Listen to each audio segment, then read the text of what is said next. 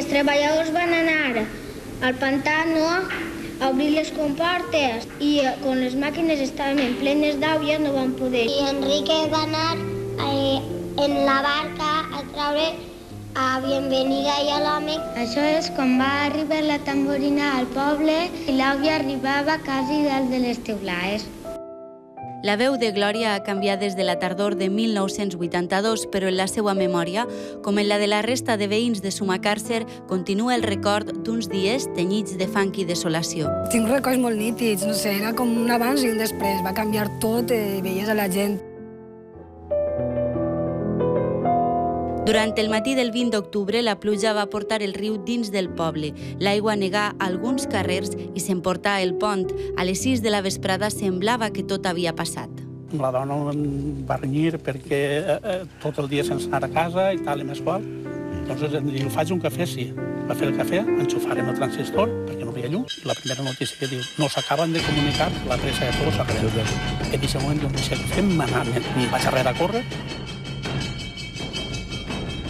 Això va ser a les 7:15 de la vesprada, però hores abans, des de Tous, on treballava Antonio, ja es temia el pitjor. Sabies que estava augmentant l'embalse perquè no podia desembalsar tant. Sabíem també que si pujava a Coronació la presa se n'anava.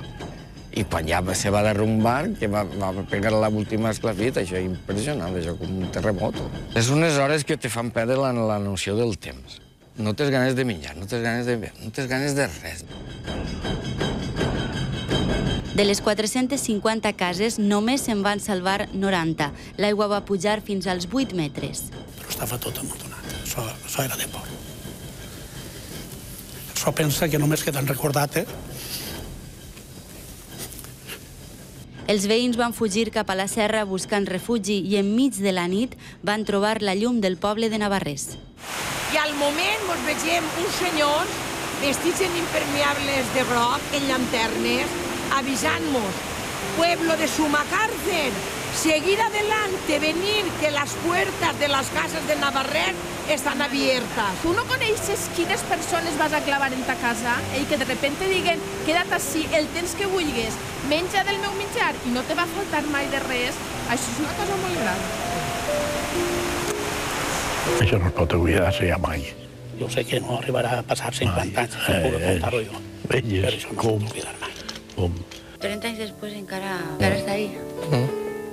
Ahí hi ha alguna llàgrima que solta també. Vaja.